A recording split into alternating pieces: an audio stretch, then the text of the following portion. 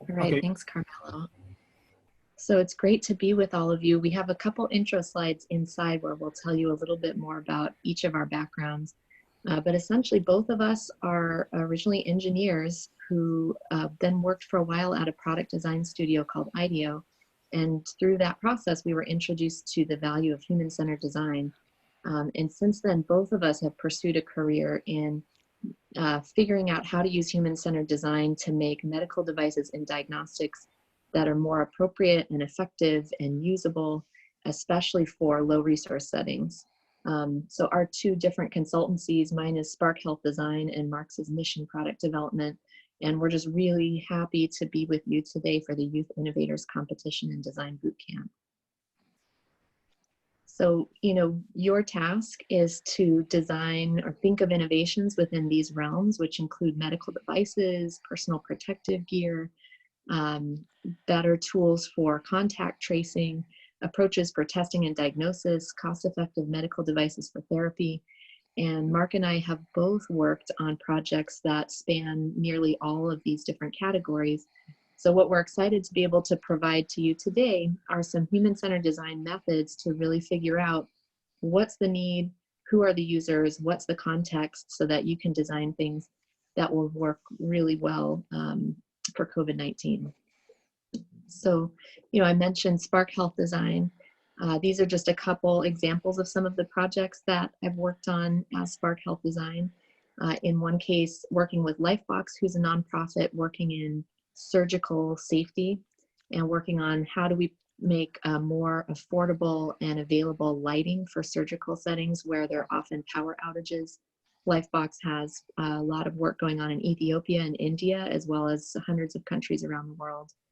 I've also worked with a for-profit company called Johnacare, and Johnacare works on diagnostics for managing chronic disease. They started in India, and then the program has ranged throughout Southeast Asia. So some of the work that Spark Health Design did was around understanding their users for an A1C test. I also used to be a director in a nonprofit called Diagnostics for All, working on diagnostics for dairy farming. And then most recently, I partnered with another nonprofit called Design That Matters, and we quickly designed an open source 3D printed face shield for COVID-19, in this case for United States contexts, and it's the first approved by the US National Institutes of Health.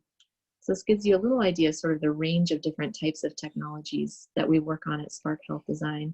And I'll turn it over to Mark to talk a little more about mission product development and human-centered design. Oh, thank you, Elizabeth. Mission product development, well, first off, I guess I should say that I split my time. I teach half-time at Northwestern University with a focus on healthcare product design. I teach human-centered design.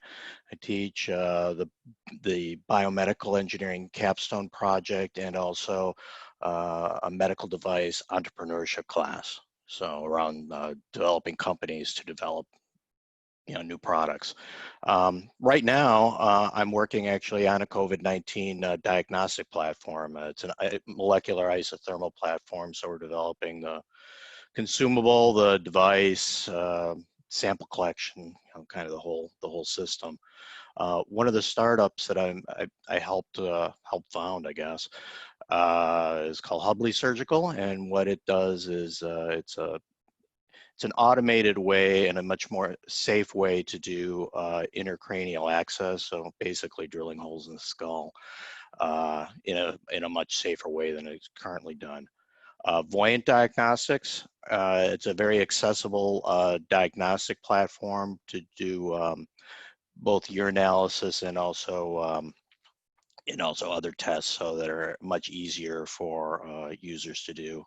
And finally, I also spent 6 years helping to found a nonprofit diagnostic company called Northwestern Global Health, where we initially focused on infant HIV detection, but we ended up with a molecular platform that was eventually developed by a commercial company, in addition to our antigen type test. I guess I'll turn it back to Elizabeth. So the agenda for today's talk, we wanted to talk a little bit first about why the mismatch. One of the terms that we often use is majority world. So I know there are typical terms, developing world, low middle income countries, and so forth. We like to think about the majority world, meaning most of the world, where often, a low resource setting is the common setting, and why a lot of the medical devices that have been designed to date are actually designed for the industrialized world, and how, why is there this mismatch in how they work in the majority world. What is human-centered design? Why use human-centered design for medtech? A couple really quick examples. And then 4 HCD methods we think that you can learn today and can apply during this boot camp for your COVID designs. And we're going to highlight these methods within 2 case studies, one which is about the infant HIV diagnostics that Mark worked on, and the other a phototherapy device for newborn jaundice that I worked on with Design That Matters.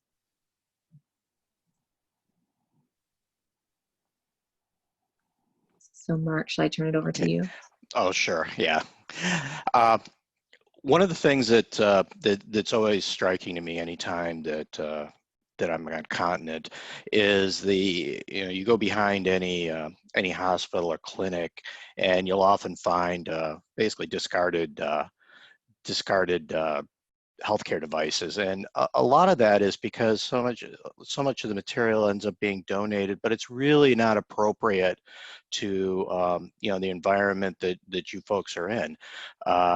It might be fine for what happens in in Chicago where I'm at, but it's definitely not adequate for the environment that they're working in.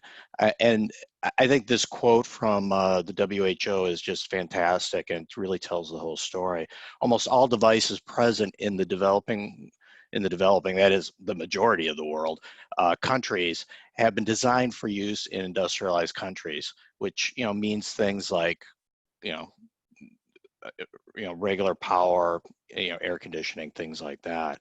And up to 3/4 of the devices just don't function in their new settings. It just can't be used, or for that matter, end up being broken. So, why is there this mismatch? I mean, I think part of it is just not understanding the needs that are in these settings. There's not a lot of information about how to, if something does break, how do you get new parts? How do you maintain it? Or a lot of the things are just really expensive. Some of the bulbs or filters that might be included, and we'll talk about some examples of that in the presentation. And the infrastructure issues. I mean, I actually ended up doing a pretty in-depth study about electricity and what's the quality of the power that comes out of the wall in a clinic, and honestly, that factor alone is probably the reason that half of those devices are in that are not being used. And people are trained differently. There's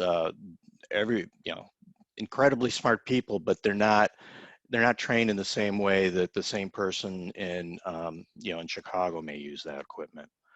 And then there's just not as many people, to be able to care for people in the same way. So,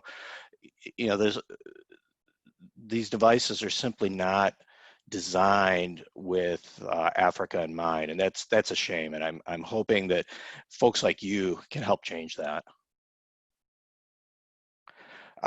Human-centered design, it's actually the way to think about design in general is, is something desirable? Does it really satisfy the needs of individuals? Can people use it well? Can they use it accurately? Is it viable? Is there a business to be had? Because even in nonprofit settings, you still have to be viable. You can't be constantly losing money on something. But in a business, the expectation is that you're going to make some reasonable profit in it. And the technology, is it feasible? I mean, can you really do what you say you're going to do? But within human-centered design, we always want to start with the human needs. Those are, if you can't use it well, it's not going to be useful in the long term. So what do we want to do? We want to always start with the need. We don't want to start with the technology. A technology is a tool in order to satisfy a need. Next, please. We want to identify the stakeholders and the users, and that can vary a lot. For instance, with say, I'll talk about this a little bit later, but an infant HIV diagnostic device, who are the users and stakeholders? It might be the mother, who comes in, when is she able to come in? When will she present at a clinic? Can she come back for results? Can the person drawing the blood, what do they need to do? What happens when the device breaks? There may be service people that might be involved. What happens with, how do you get the consumables to the clinic? How do the logistics people play into it? So, I mean, there are a lot of stakeholders within any of these products. And also understand that the context, what's the environment that the device is being used in? This is a clinic in Thailand, I believe, and with some infant warmer, or no, Elizabeth will talk about it a little bit more detail, but understanding where something is going to be used so you understand the context is very, very important. So when do you really want to use human-centered design? I mean, I would argue throughout the whole process, but the most important time is at the very beginning. Because at the very beginning of a project, that's when you really have the opportunity to make changes to a design to make it better for the human user. But it's not very expensive to do that. If you do it late in the design, you've already spent a lot of time on it, you've spent a lot of money to develop it, and now you're going to do changes. The changes are much more difficult to implement, and it takes more time and it takes more money.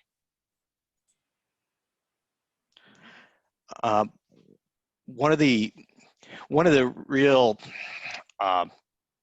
hallmarks of human-centered design is the idea that you're not going to get it right the first time. And to be honest, you should be planning for iteration. Try to understand, what the need is. So, you're initially going to do, say, some literature research, talk to a few people and try to understand who are these users, what are their needs. But then you're going to go out in the field, or do something. It's a little bit difficult right now to be in the field, but go out in the field and really understand the context. Talk to these people. Understand their workflows. How do they currently do things? All that. And then later, when you're actually designing the product, you believe you've understood the needs, and now when you're designing the product, you're interpreting those needs into a product. You're saying this product will satisfy those needs, but you're not always right. And I think it's really important that you get out into the field and you have these prototypes and start testing them with users, so that you can find out, what did you miss? What did you get right? And once people have things in front of them, there'll be new insights that you may not have thought of to begin with. And you have an opportunity then to improve your design.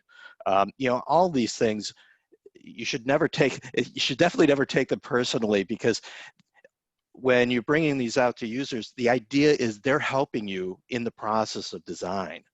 And in fact, that's the way I like to explain it to them, because sometimes people want to be nice. You bring them something and they say, oh, isn't that nice?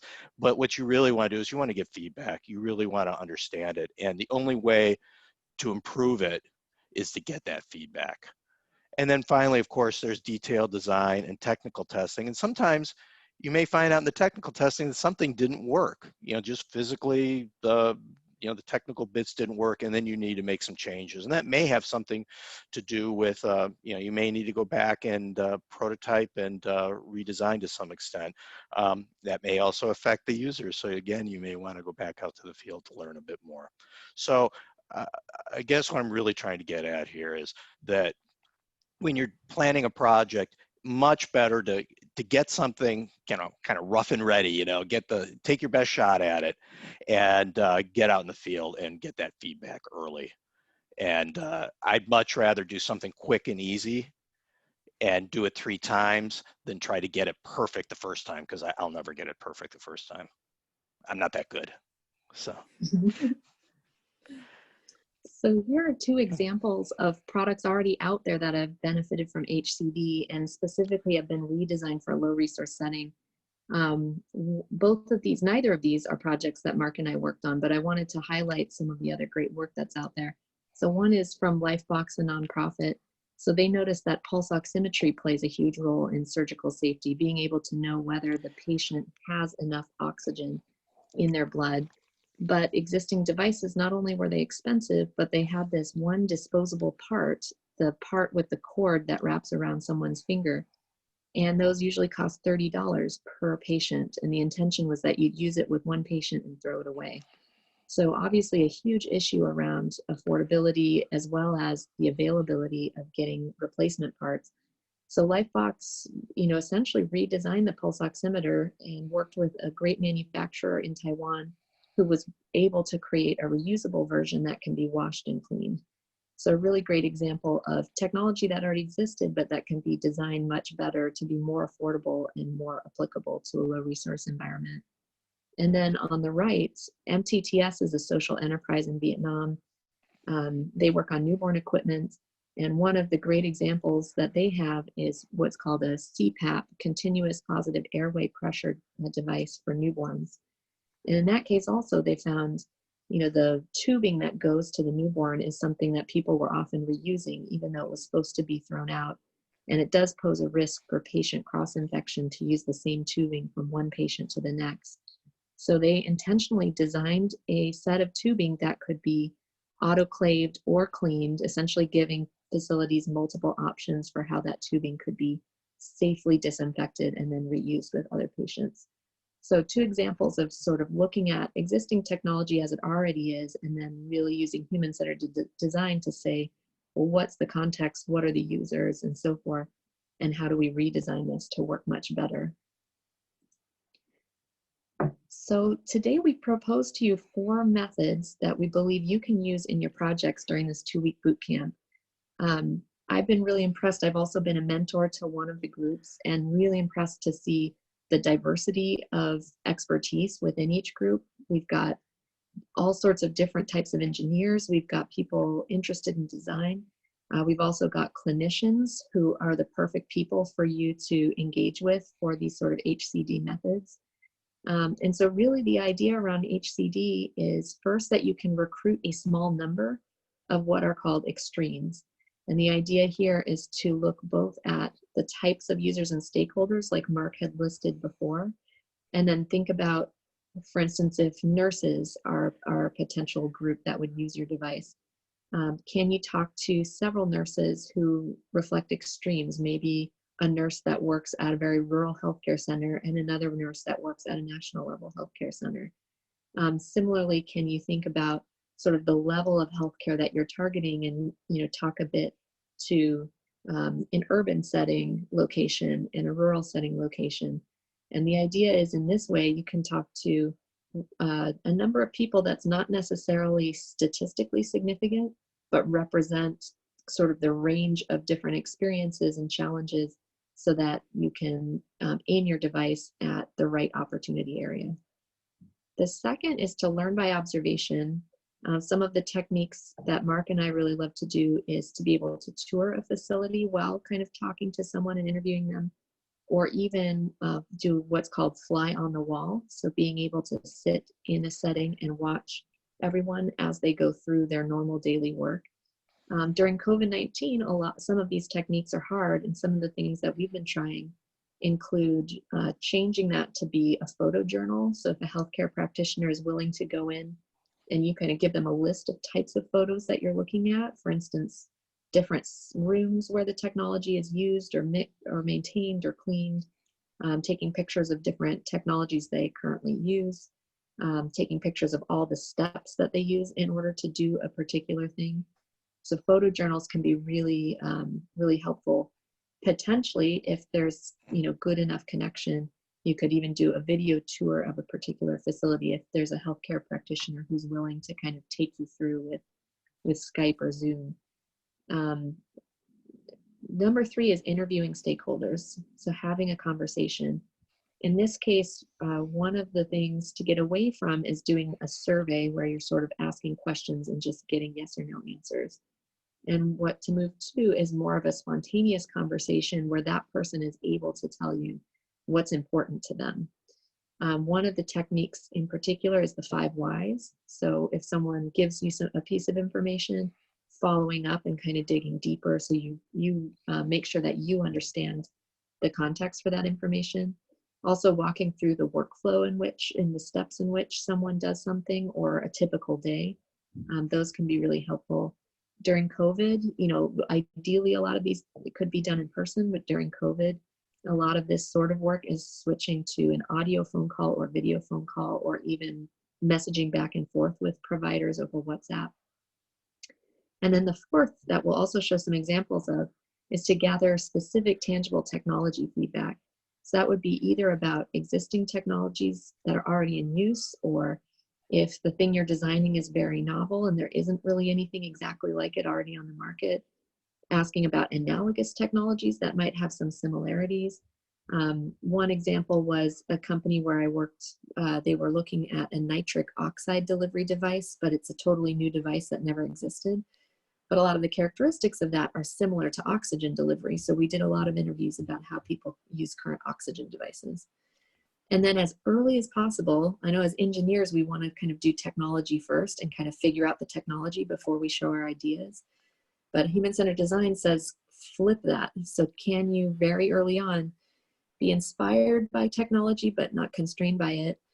Draw out some quick concepts on paper to get feedback, or even show a prototype that doesn't work from a technical standpoint but gives an idea of what the user interface could be, what the size might be, and so forth. You'll get a lot of feedback quickly on what's going to make that device practical for that setting. And in this COVID setting, this might be done by sending images of these things over email or over WhatsApp. So without further ado, I think we'll be able to explain some of these HCD methods even better through the case studies. So I'm going to have Mark talk about the infant HIV screening tool. Sure. Thank you very much. Okay, you can go to the next slide. One of the, just to give a little bit of background as to what the product is one of the problems with infant screening of HIV is you can't do it in the same way that you would do it with an adult. With an adult, you can do a rapid test. That is, it looks for antibodies in the blood. They cost about $1. But the problem with those is that a mother who's HIV positive will always pass these antibodies to the infant, but they don't necessarily have the virus. And in fact, if there's a mother who isn't getting particularly good treatment during a pregnancy, it's even at that, it's still only about a 17% transmission rate. So if you do an antibody test, the baby's always going to come up positive, regardless of whether they have the disease or not. So what do you need to do? What you need to do is either you need to do something that detects the virus directly, a molecular diagnostic test like a PCR test or something, which is a very, very expensive test and is typically done in a central lab. So they would have to send the blood samples out. Or you need to detect something associated with the virus, say a protein or something like that. And what we ended up doing is we actually initially went down both paths. We looked at different ways to to do that and did the base technology evaluation. But then it came to the point where we actually needed to design a real product. You know, the science was over. Now what do we do? So could you advance the slide, please?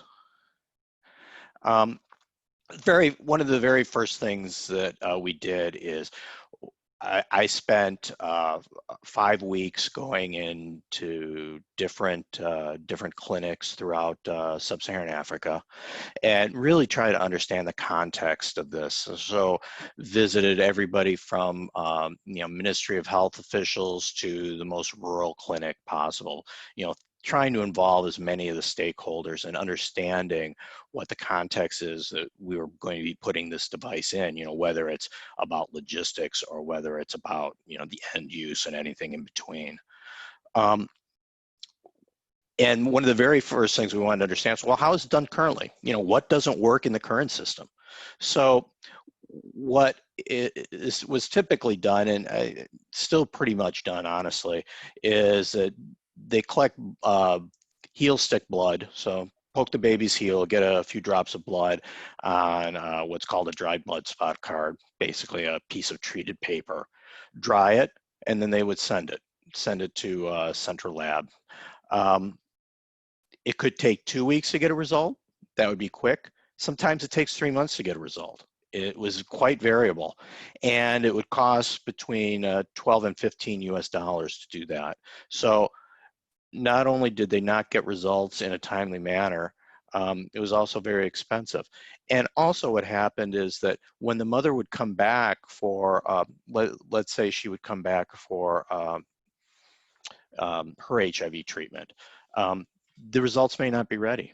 And she may have ended up going to a different clinic than she would normally go to. And she may come back again and the results aren't ready. And, from a human's standpoint, you're trying to get results that will only give you bad news. If it's positive, it means that your baby has HIV. So you're not that anxious to get the results to begin with.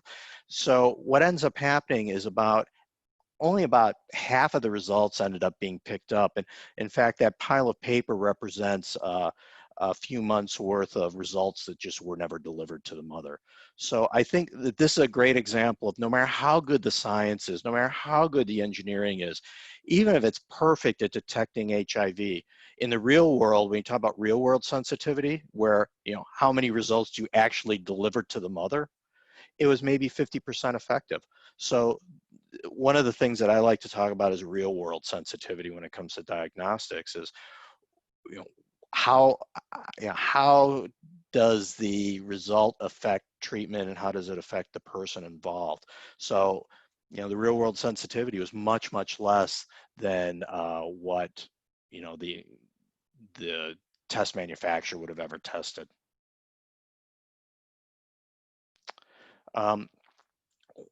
So what we were developing is with the infant test, it was what's called a lateral flow test, which is like a pregnancy test or an HIV test. We had to do some special prep, it was different from an adult test, but nobody else was really doing something like that. So what we wanted to do was to understand, what's the workflows in current lab settings in these health clinics to do things like HIV testing or, TB smears, things like that that are done all the time in these clinics, to better understand, how do they currently do it, and how busy they are, what's the facility like, what can we expect, and what do we need to design for. This is the Coimbra Health Center. This is in Uganda, and one of the things that when you go into places is you need to go in with very open eyes. You don't assume anything. Go in there and just try to be very naive. You see something that doesn't quite make sense. Don't be afraid to go out and ask, so why is something that way? Even if you think you know what it is, you might be surprised. And sometimes that can be a little bit hard because you may end up feel like you're looking dumb or something, but that's not the case. What you're really doing is you're learning for what you need to design later. The image on the right is some of HIV tests that were being done there. And when I look at that, there were a few things I immediately saw. And one of the things is they do a lot of testing. Obviously there's a lot of tests being done on that morning.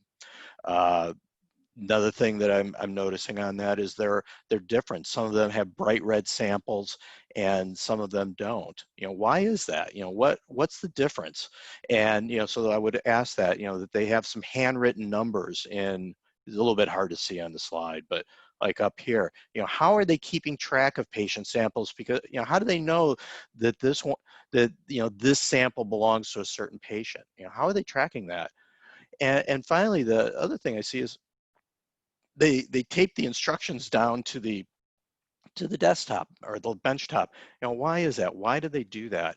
And by asking all these questions, you start to understand what some of the challenges are here. I mean, patient sample matching, the numbers on there, hugely important. You don't want to give the wrong person a different result.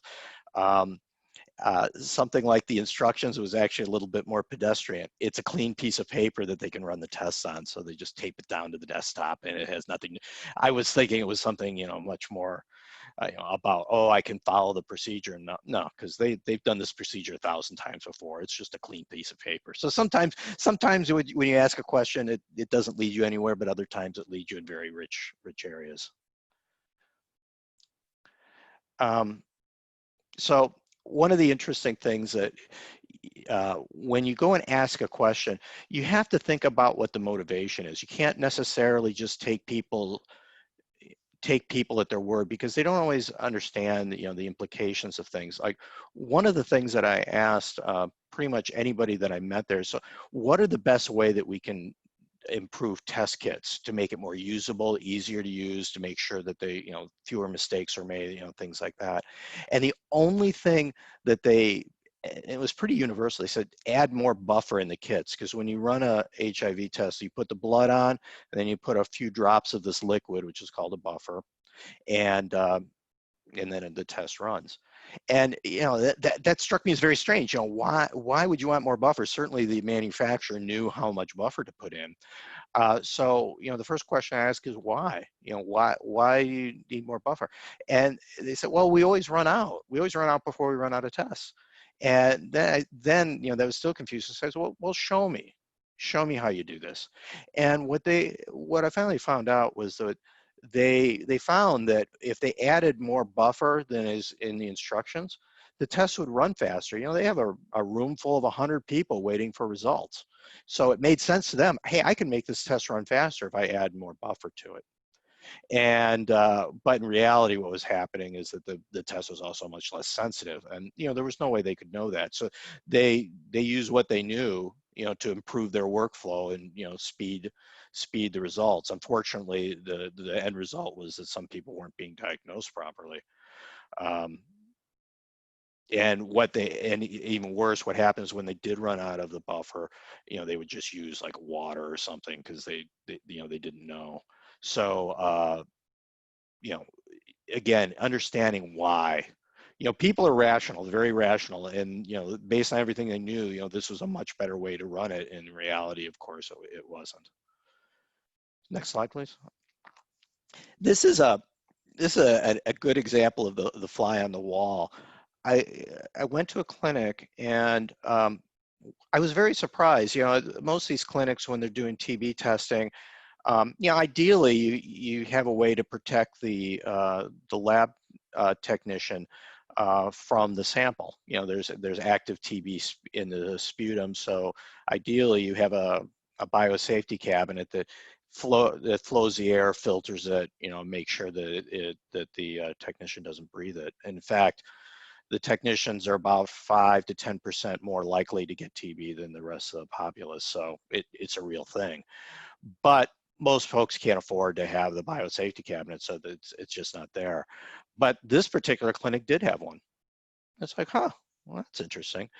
And I was watching all this other stuff, and then I was noticing that, wow, that thing is really quiet. Why is that thing so quiet? And so again,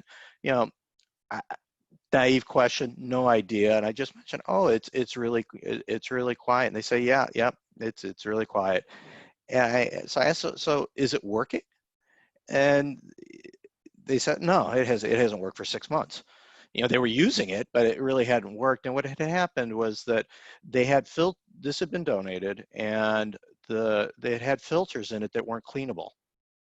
So once the filters were clogged, which it didn't take very long. It's a very dusty environment. It wasn't designed, this device was not designed with this dusty environment in mind. The filters clogged very quickly, and they couldn't replace them. And even if they were available, they may not be able to afford them. So this is a great example of where a device could have easily been designed or redesigned for the environment to use washable HEPA filters. Would be a great which would have been great for this environment, but obviously wasn't there. So in the end, it's just a very nice stainless steel bench top for them right now. I think this is another thing to be aware of, is that it was in a clinic, and it was outside of town. It wasn't in the central part. You had to walk, half a kilometer or something to get there. And but it was strange. There was this pharmacy right across the street, and it's a government clinic, so you should be able to get your medicines and all that there. So I just asked, so why is that pharmacy across the street? And what I found out it was actually a very rich bit of information, is that because of the clinics would often be out of something like a syringe, or if somebody was having a treatment, they may not have an IV bag, or rubber gloves. And if they didn't have the equipment to do it, what this pharmacy would do, a bit of private enterprise, is the patient would have to go across the street, purchase it, and then bring it over. And that told me a lot about some of the challenges of the of logistics there. I think this is another good thing. We're just doing a facility tour. This didn't really have anything to do with, or I didn't think it had anything to do with the project I was working on. But I noticed all these batteries, and I said something about why do you have all the batteries here? And they said, well, we have this photovoltaic system that was part of a vaccine program or I'm sorry, excuse me, blood banking program that we had. And I said, oh yeah, how's the blood banking thing working out? Well, it didn't work out very well. So, and what we really needed though was a way to power our diagnostic equipment, because what was happening was that they would get a piece of equipment, and basically due to poor power quality, they would they would blow up the power supply or something in the device, and it would no longer be useful. So in this case, what they were doing is, rather than using the mains power that they had available, they would use the photovoltaic power for their more sensitive equipment, because they knew that it was good quality power. And that taught me a lot about about power quality. The other thing that happened, I don't have a slide for it, is there happened to be a very unusual thing, is there was somebody servicing a piece of equipment, and immediately asked them, so what how do these things break? What's the biggest things you need to deal with? And by far the number one thing was power quality, followed by dust and other things that might clog up the equipment, like insects. So what did we do about this? Okay, we got all this great information. What did we do with our device to make sure that it dealt with the environment that was in? So to deal with poor power quality, that is voltage that's regularly too high or too low, intermittent power, and a need for portability. In this case, the need for portability was that a lot of the babies,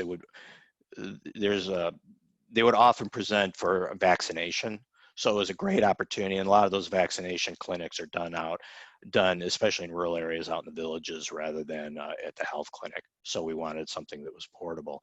But in addition to that, that meant that we needed a battery, but the battery had an additional benefit, is that it's isolated from the mains power.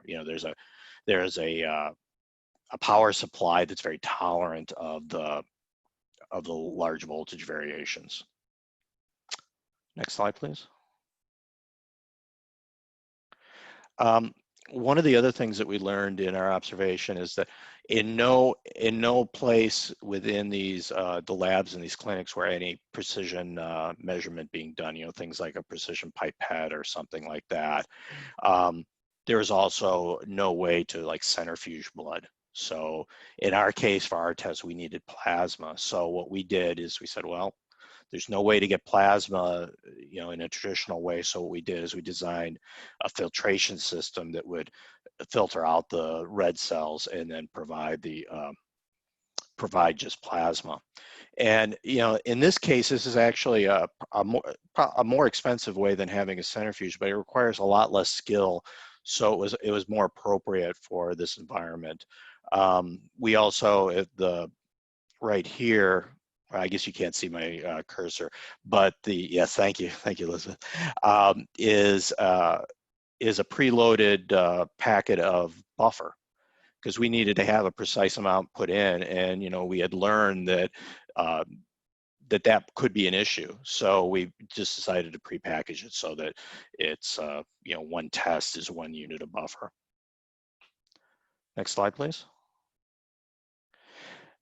The other thing we learned is, you know, with the challenge logistics is it's, if they, you know, for instance, if they don't have a Lancet to get the baby's blood, they can't do the test. So what we did with our kit was to provide everything that they would need to do the test, whether it might be rubber gloves or an alcohol prep kit for the heel, a Band-Aid. You know, we were just go ahead and provide it all. It's not necessarily the most cost efficient, but if you can't deliver the test, you know, what good is the test? So we decided that that was the best way to do it. So we want to. So I'll turn it over to Elizabeth and talk about the phototherapy for newborns. Great, thanks, Mark. So there's an example for diagnostics, which I know some of you will be working on COVID diagnostics. And this is an example of a durable medical device that's a therapeutic. So this case study is from the time where I was director of product development at a nonprofit called Design That Matters. And Design That Matters partnered with East Meets West Foundation, a nonprofit who'd been working in Vietnam and Southeast Asia around newborn care for a long time, including training and equipment programs, as well as the manufacturer MTTS that I mentioned earlier, who had already manufactured a number of newborn medical devices. And essentially the group came together around this challenge of making better, more usable, more effective phototherapy. So just a tiny bit of background, 10% of all newborns need phototherapy because at the time you're born, you generate a lot of a chemical called bilirubin in the blood. And if there's too much of that bilirubin, it can cross the blood-brain barrier and cause permanent disability or even death. So very important to get treatment. Luckily, the treatment is totally non-invasive. It's to shine blue wavelength light on as much skin as possible. And that light penetrates the skin and hits the bilirubin in the blood and changes it into something that can be urinated out, passed through urine or stool. So really amazing, but many places this therapy still isn't available. So we'll talk a little bit about why. So, you know, to start on this challenge, we thought about that idea of extreme stakeholders. So we looked at the variety, doctors, nurses, mothers and other family members who may be helping the newborn, also biomedical engineers who would be fixing it. We also talked to folks in procurement and so forth. And then we also visited a wide variety of contexts around Southeast Asia, 7 countries in Southeast Asia. So from rural health centers all the way to national hospitals, and being able to kind of recruit and talk to such a wide variety of folks, we realized that the real opportunity around phototherapy was to make it work well at a district level hospital.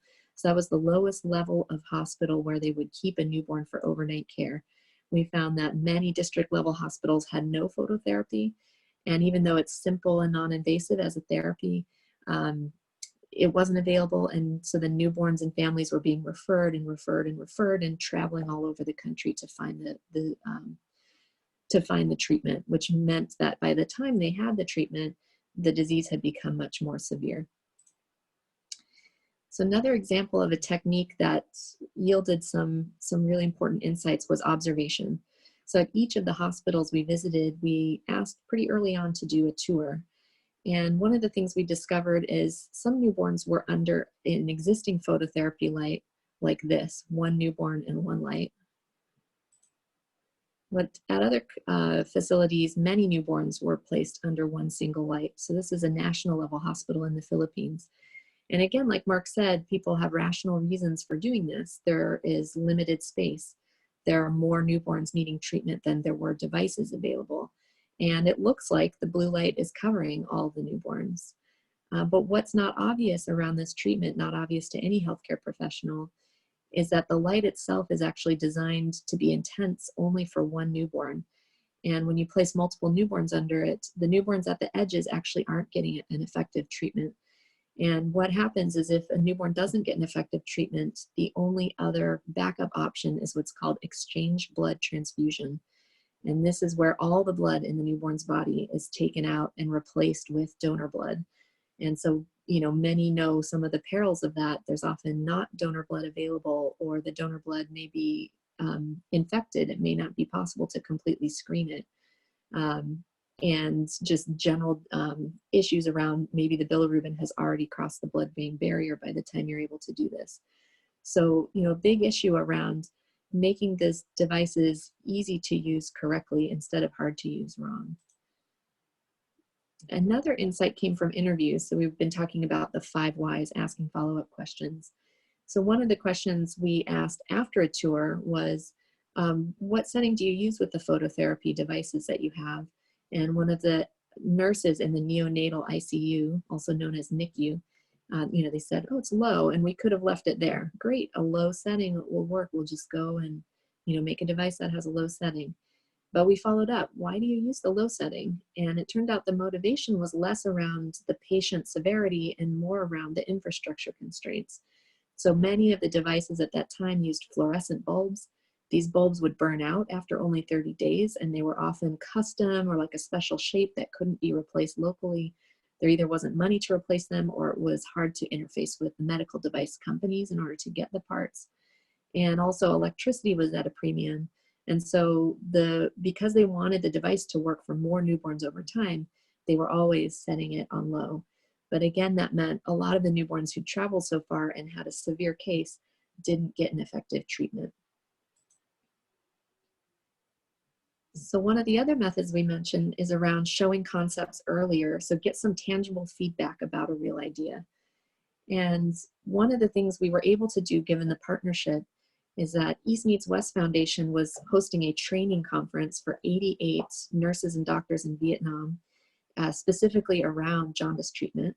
And so they set up one station of their training conference to be dedicated to getting some feedback around what the future of phototherapy could look like for Vietnam. So we showed them a bunch of concepts. And at that time, as engineers, it can feel pretty vulnerable putting some ideas out there. And it can also feel like we weren't sure necessarily how we would make each of these ideas work. So for instance, cocoon at the top, the idea was around bringing the mother and baby together and having something that you could have blue light, but you could still hold it and be close to the baby. So we didn't necessarily know if these could all work technically, but we thought we could get a lot of valuable feedback about their features and the impressions of them. And some of the great feedback, really useful feedback we got early on before we spent a ton of time trying to overcome difficult technical challenges was like, we would never use something like this.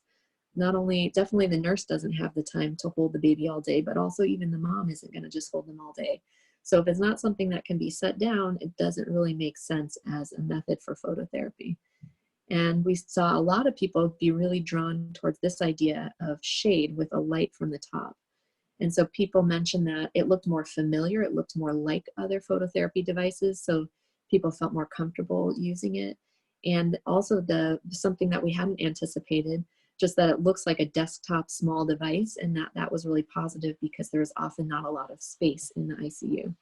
So we learned a lot early. Something to mention is, you can see these concepts all have very, very different features and form factors and things. It's not necessarily that we were asking them to pick the best one and then we're going to go forward with that, but more about learning which pieces of each one, resonate, which pieces are, not looked at as advantageous, and then we can go forth and sort of combine that into what the best device would be going forward. And then another kind of technical, tangible feedback is a prototype. So again, as engineers, we kind of want to wait. We're going to wait till we get the perfect blue lights and get them all arranged so that they're intensive, and then we'll bring the device out and get some feedback. We found it much more efficient and cost effective to take a prototype out before we'd figured out exactly which light bulb or technology or layout. So in this case, we made a prototype that was based on sort of the shade architecture, but it combines lighting from the top and the bottom. And we brought it to multiple levels of hospitals at Vietnam and many stakeholders. And the prototype itself is built of white foam. So it's something that was really quick and easy for us to make into a form factor, but wouldn't be good to use for long term. And the lighting inside was actually blue lights from a car parts shop that wouldn't work at all for therapy, weren't necessarily bright enough, but gave the idea of what the device could be like. And so one of the really interesting insights we found was one of the nurses mentioned, hey, we would always drape this with a sheet over the top because the blue light can really bother the nurses and the families who are in the ICU with the newborns.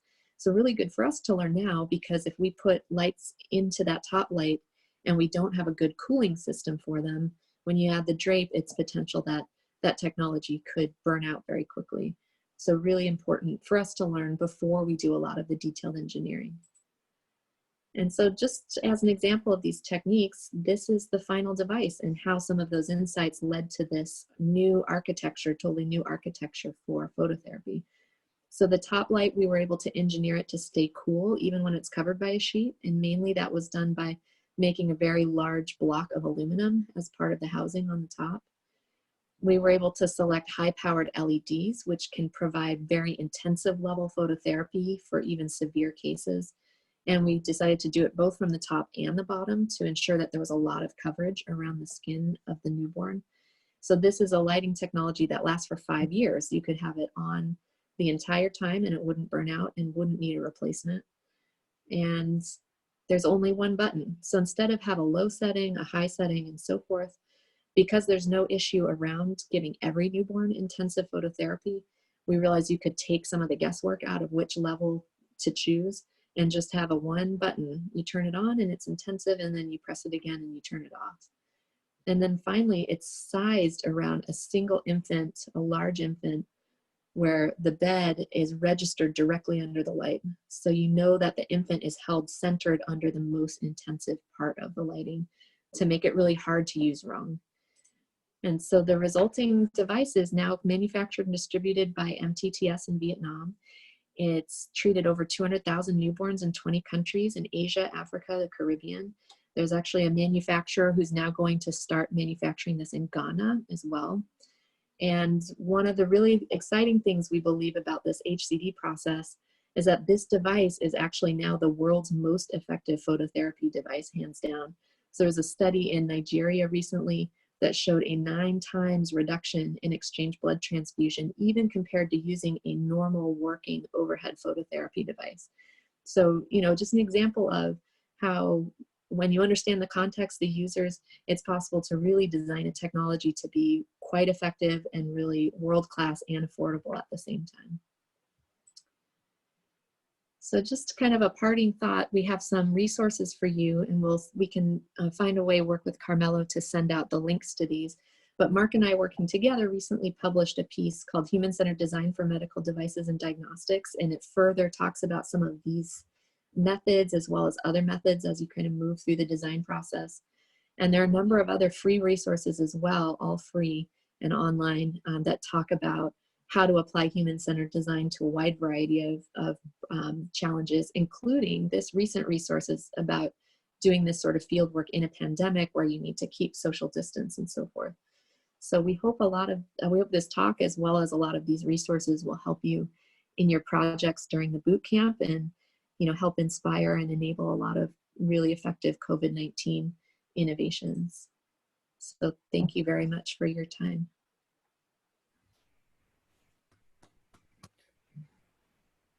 Fantastic presentation. Thank you very much, Elizabeth. Thank you very much, Mark. I think that there will be a lot of questions. At least I have 3 questions, so for sure there are a lot. And I invite all the people to raise hand and ask.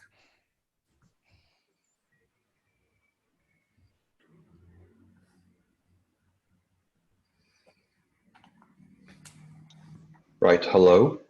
Hello? I have some questions, if I may. Yes, of course.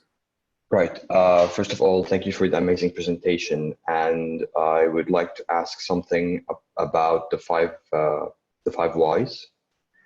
In the example of the HIV kits, where you need a centrifuge for the plasma. Now, Mr. Mark have stated that sometimes they ended up using a more expensive method or a kit, but it ended up being easier for the medical staff to go with. My question states is that, to what limit is cost effectiveness always or is an important parameter to measure against while designing or while using the HDD? Sorry. I'll go ahead and answer that, I guess. While using a centrifuge is less expensive than the device that we came up with, in the end, cost effectiveness is extremely important. I mean, if you have an overall therapy that's more expensive, odds are it will not be adopted. But if I compare, how I'm getting the plasma 1-to-1, the approach I had was more expensive. But what it allowed is it allowed these tests to be done locally and without the expensive central lab tests. So what that little bit meant was that the tests that we developed is overall it was about half the cost of the lab tests when you considered all the logistics of getting it there. And in addition, it also meant that the mother or the baby could get therapy immediately.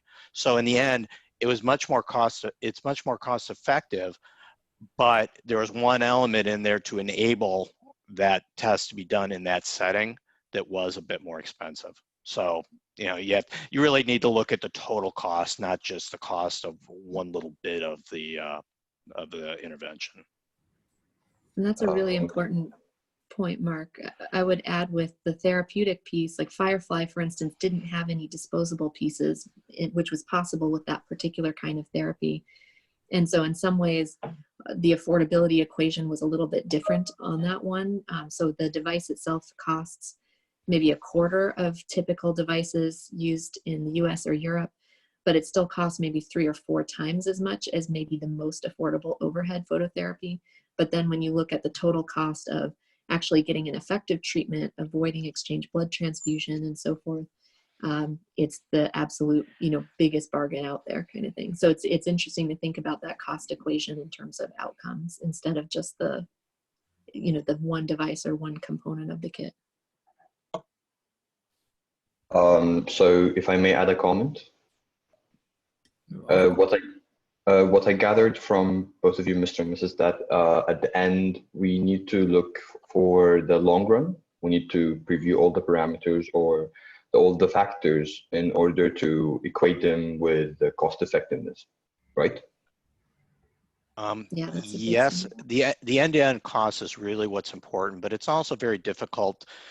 If you start talking about adding in logistics and all that, it becomes more difficult because when say a Ministry of Health official is looking at the cost of the test itself, that's what they're comparing. So while for the healthcare system it may be more cost effective, you really do need to do your homework to make sure that you can present it in a way that is very clear that it saves more money.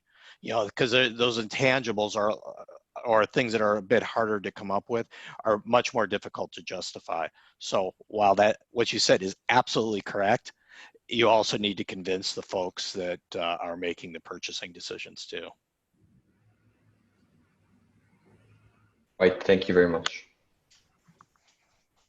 Yeah, hello, I'm Lucas. Hello. Hello, Lucas. Go ahead with your question. Yes, so I have a question from Mark's presentation. He's been telling us about human-centered design and how stakeholders are very important in anyone's design as they come up with the device of their choice. So what would he advise maybe African innovators from countries where legislations and regulations are not maybe very clear? Like, understand from where I come from, we have regulation bodies like the FDA, which regulates biomedical devices, which have been brought about. Even in the European market, we have regulation bodies.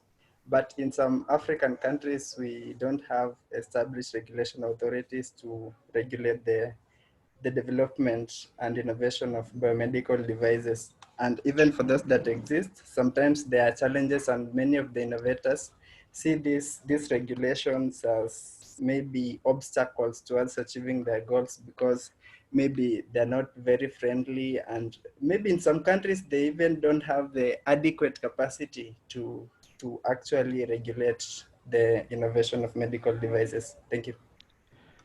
Well, I can only tell you what the approach that we took is that, you know, when I say look at all the stakeholders, well, one of the stakeholders are the people, are the funders, you know, who's going to actually buy these devices, you know, whether it's a foundation or a Ministry of Health, and, you know, what are they looking for? And what we found was if we could make the device so that it would be compliant with, you know, could get a CE mark, and CE mark's easier to get than an FDA approval. So we were just targeting CE. There's also some, and what would happen is that if you could get a CE mark, most everybody would accept it, you know, regardless of country, and they would go ahead and use that. So that was more universal. There's also, for at least for the products we were doing, there were also some processes called WHO pre-qual for some things that, you know, that you might be able to go ahead and get approval from the WHO rather than the CE or FDA, and with the intent that you're going to eventually go get that, but that can take a long time. So they had some especially for HIV related devices. So my recommendation is, you know, look at, you know, what the requirements are for CE marking, and you know, try to go with that if it's a more complicated device. I can add to that a story from Firefly. So MTTS in Vietnam, there was a local Vietnamese medical device approval, and then there was also the potential for CE mark, which would help them go to additional countries. So given that MTTS, you know, Firefly was licensed to MTTS and they're located in Vietnam, and they were familiar with that regulatory pathway in Vietnam, they went ahead and went through the Vietnam local pathway first, and then they knew that they could sell within Vietnam, so they could sort of start, you know, scaling up manufacturing and getting some of those revenues. And then in parallel, they were building up the systems to get the CE mark and be able to sell it more internationally or to other donors or ministries of health. So that worked well for them, but I know I heard a lot from them about the headache of that the regulatory pathway in Vietnam was always changing. You know, so there's always some kind of update or new types of requirements that they couldn't quite anticipate. So it was nice, I think, to have both pathways dual, because there was still some uncertainty around what the process would be at any moment within Vietnam. And I'm sure that's true in many countries as well. And just to add to that is that some funders, even if there's a local regulatory pathway, if they're not satisfied with that, they still won't fund it. So it's going to vary a lot by country is the answer, but you definitely do want, longer term, if it's a device, you really want to make sure that you satisfy at least CE marking. Okay, thank you. Yeah. Thank you. Then I have a request from Elizabeth. Yeah. Is it possible maybe to access some of the documentations of the approach on how you did your fly phototherapy device, because I'm working on one. Yeah, absolutely. So definitely download the article that Mark and I put together, because it has some more information about the process around that. And if you're interested in some of the technical details, definitely contact me offline and we can have a conversation about that. Okay, thank you. I add simply that the presentation of Elizabeth and Mark is already on the shared folder. You can have access. In the folder, Yes. there is also the paper. So you can find the paper also there. Carmelo, I had a question for both of the speakers. Go. My name is Nakogonke. I'm here in South Africa. My question is, I heard you guys that your biggest main target, it's the funders themselves. I'm talking in terms of like, as you all know, we're living here in Africa. We're in a third world. You guys are in a first world. So how do you guys then marry these two worlds in terms of when you're taking out your product to this market? You know, how do you marry these two worlds in terms of taking your product out there? Because here in Africa, some people they are not well educated. They are not familiar with uh, the new medical things that have been introduced. So when you're prototyping your thing, how do you try and close that gap? I don't know if you've understood my question. Yeah. Yeah, I think that's a really good question. So, you know, one of the things we mentioned early in the presentation is that there can be different training for different specialties in Africa as compared to similar specialties in the US or in Europe. And so how do you design for that? And, you know, also reflecting that a lot of equipment designed for industrialized nations is designed assuming this particular set of training has already been done. And, you know, so I can speak at least regarding phototherapy. You know, in that case, we saw the opportunity of a therapy that's fairly simple and it's non-invasive, and that you cannot overdose on it. So there was sort of a risk profile around that particular therapy that we felt like had the potential to be expanded. But when we did visit the district level hospitals, you know, we often didn't see devices. Some of that was because of the budget, but some was also because a lot of the staff didn't feel confident in giving phototherapy. They felt like they hadn't done it very often. Weren't sure how to use the devices, didn't feel confident that the devices supported them. There were options of high and low. How do you determine which setting and so forth? So human-centered design definitely helped us in figure out the difference between phototherapy as it's designed mainly for industrialized countries, and then realizing, you know, how do we meet the real users who are going to be in the district level hospital. So that, I think, guided a lot of how we designed the architecture of the technology. A technology alone isn't going to bridge a gap around training, but it can take out a lot of the burden of training. So in terms of that technology, it really ensures that if you put a newborn in there and you turn the light on for long enough, they're going to have an effective treatment.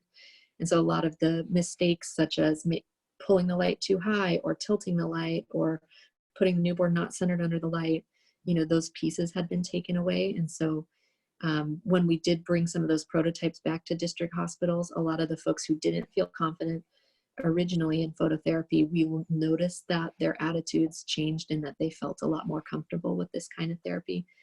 But the other piece was that we felt like we really needed to partner with organizations who would bridge that gap. So any training or education that did need to be provided once an institution had phototherapy when they hadn't had it before, we wanted to make sure there was a route through which this could be, you know, distributed or sold that was combined with that education component. And so being able to work with East Meets West Foundation from the beginning really made us feel like that whole package, you know, you can't necessarily just drop a technology into a place and then expect that that sort of solves the problem.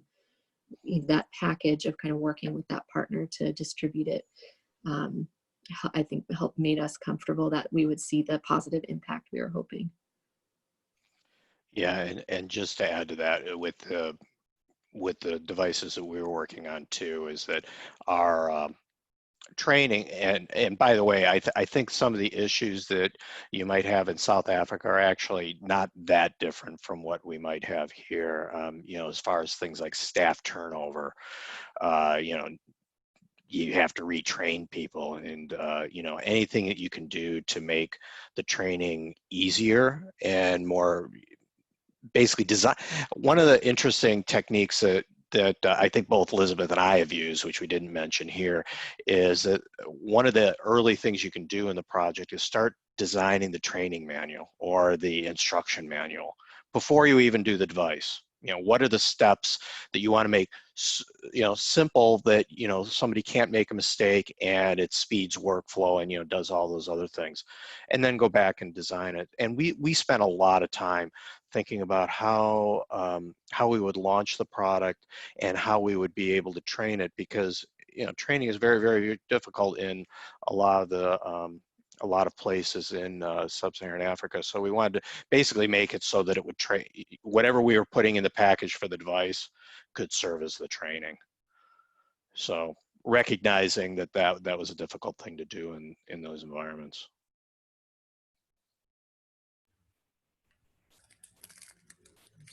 So Thank you. Who is speaking? Hello? I was just thanking them. I got the questions Okay. or answered. Thank you.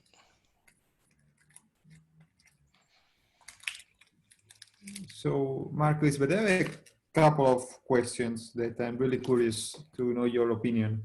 The first is about intellectual property.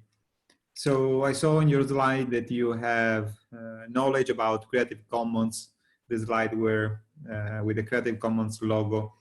And I was wondering which is your opinion and the way you share and produce and distribute these devices. I'm not quite sure I understand the question. So I want to know your opinion about intellectual property on medical devices. Right. So are those devices patented? Are they distributed under an open source license? In our case, and I'm sure Elizabeth has, I think in the phototherapy device, it's a little bit different.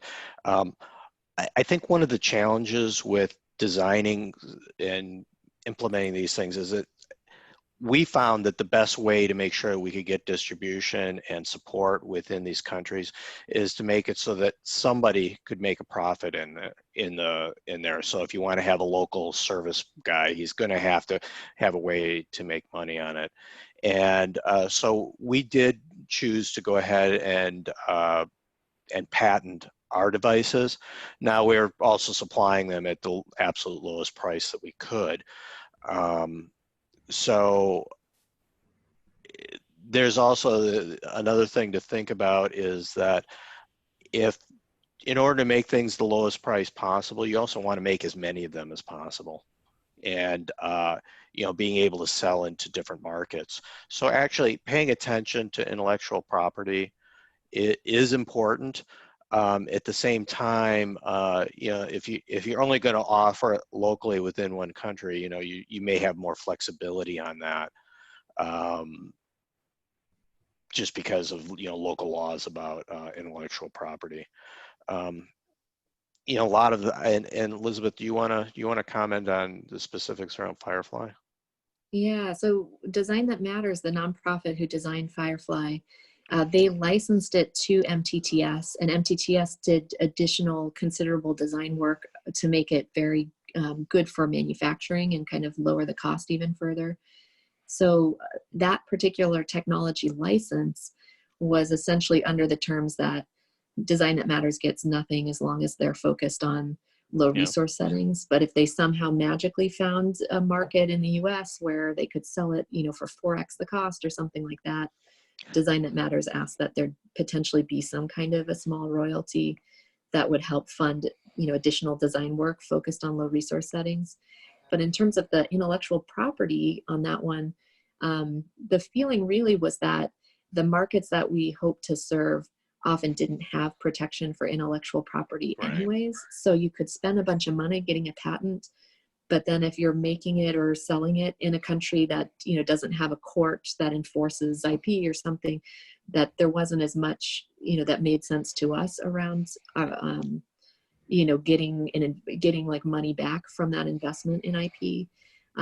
Also, that particular device is designed very much for low resource settings, and in some ways does not work in industrialized settings. And we purposely made that leap because we saw the benefit in the low resource setting. So in particular, in a high resource setting, a lot of folks want to do phototherapy in an incubator. And that device doesn't fit inside an incubator or around an incubator. And so the market for it in like a high resource country is not as much, but that kind of top and bottom lighting does amazing work in a low resource setting where all the incubators were broken anyways, and people are using like room warming and other techniques. So there was a component also where we didn't see like a dual market potential. And then one other thing I think to mention, there's also, you know, IP protection, and there's like open source hardware, which is a whole nother level. In that case, you know, Firefly isn't technically open source, but more because it would take such extensive documentation to like put it out there in a way that someone else could copy it. And we also saw that not often, people often want to kind of to do their own idea instead of somebody else's. And so we didn't also see, you know, doing the full bridge of creating the extensive documentation that would enable someone else to make it. We figured it better to have entities like the manufacturer in Ghana approach and create a partnership, and then say, okay, they're committed enough that it's worth sort of getting all the documentation over there so that a new entity can make it. And I guess one last thought there, you can get you can file, I think for $500, at least with the US Patent Office, you can file your IP as like an open patent, because the other thing that can happen if you don't protect your device, someone else could copy it and get the patent on it. Then they could come back to you and say you can no longer make your own device because we got the patent on it.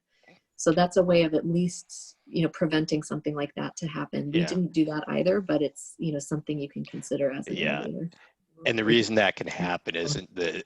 1 second, just sorry, Mark, but no, for if you publish, it cannot be patented anymore. Because it is, I mean, public, so it is already state of the art. So patenting, so if I make a project public, an idea public, if I publish on a paper or on a repository online, it cannot be any more patented. US law has changed recently that it's the first to file. So even if you've published or publicly indicated that you're doing something, if someone else files the patent first, they get to have it, and they no longer look at like the history of when it was made public or who made it public first, or whether it's in your notebook, you know, and it was written down in December and they filed in March. So some of that legal piece has changed over time. And then it's a question of like, how much did you publish? So like, would we need to publish all the technical details of how to build it? Or, you know, if we just published, hey, the existence of it and pictures of it versus like, you know, all the details. So there's some kind of legal, there's some legal weird space in there around patenting, but you can potentially get around that by doing one of these $500 kind of open patent filings. Yeah, actually, that's, at least in the case of US patents, that's a whole nother seminar. Yeah. Yeah. No, I mean, so we are working on that. So this is the reason why I would like to understand your opinion. And we have public repositories sought specifically to release projects as open source, completely, I mean, documented. So no one can exploit the ideas because you have the intellectual property, you can make money, but it's, at the same time, it is open so people can take inspiration.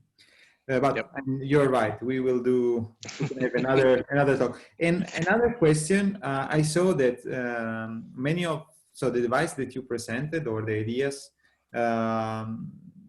were produced like in using advanced machine shop. I don't know. It seems like very real and complex products that seems that they are manufactured in the States. Do you think that it's feasible to fabricate those devices directly in low resources settings, perhaps using additive manufacturing or something like that? Well, I think one of the things that we tried to do is to find what could be manufactured on continent, specifically like around consumables, because those are the things that you have to buy constantly. So there is some infrastructure to be able to make that kind of thing, specifically in South Africa, Kenya, and to some extent in Nigeria. So some of that stuff can actually be made on continent. Now, when you asked about additive manufacturing, it just depends on what it is you're making.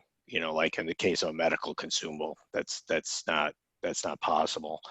In the case of a phototherapy device, some of that may be possible. It just depends on whether the additive manufacturing approach can handle the heat or the electrical requirements and things like that. Mm-hmm. Yeah, and I would say for Firefly, for instance, in some ways that manufacturing approach is like another stakeholder to think of early, like you're saying, because some of the aspects, for instance, of Firefly could be edited in order to be potentially like 3D printed plus PCB boards on the inside. So there are some things I think you could do to change the manufacturing method, but there'd be kind of features potentially of the device itself that would need to change, like the way that it comes together potentially, or what the ribs look like under the plastic, some of those sort of aspects. We actually went through this process a little bit, and I actually am going to have to sign out in 1 minute, but when we were working with MTTS at the time of Firefly, there wasn't a lot of plastic injection molding in Vietnam, and a lot of their devices were made with a bent sheet metal outer casing, which I know is something that's more easily accessible. Something we realized, at least at the time, is that they were at a tipping point where, as a social enterprise, they wanted to take on new capabilities, and they could. They're also very close to China, and also more and more injection molding was starting to be present in Vietnam as well. So we actually worked with them and had kind of tough decisions, like, could we move to injection molding? It provides a much more modern look, and people trust the device better when it looks like it's very modern and contemporary. There are also things we can do around the shape of it and so forth that we can do in plastic that's harder to do with sheet metal. And we decided to go forward together. And so part of the work that we did was help them understand injection molding, how they would work with injection molders, find an initial partner in China, and then they've since moved it to a partner in Vietnam. So, at any moment, I think things are changing constantly, but considering, what are the manufacturing processes and materials you have available, you definitely do that early, because otherwise you'd need to adapt to something a little bit different. I think the other thing to consider too is that it's just volume. If you're going to, hi Elizabeth. Thank you very much, Elizabeth. One other thing to consider is that if you're making one of something, additive manufacturing works great. If you're making 1,000 of something, it becomes a very expensive, very difficult way to do it. So, I mean, you just have to really look at, what's the reality of what you're doing and how many you want to make, and all that. Completely agree. No, but because at the moment, the idea is to empower African countries with the opportunity to fabricate by themselves those devices. And injection molding is, I mean, you can produce thousands, millions of parts with much less cost, but of course you need to install everything. So it's a process, but I mean, we need to start in a moment. Yeah, and some things that's practical, and in some other things, something that has to be sterile, for instance, it's not as realistic, because I mean, if there's a safety issue or an efficacy issue, it's a little bit harder to just 3D print something. But there may be other approaches, where you could use a plastic film that you weld together, that you might be able to do locally rather than, say, an injection molded part. Okay, so I don't know if there are other questions. the session was great in my opinion. Stop recording. So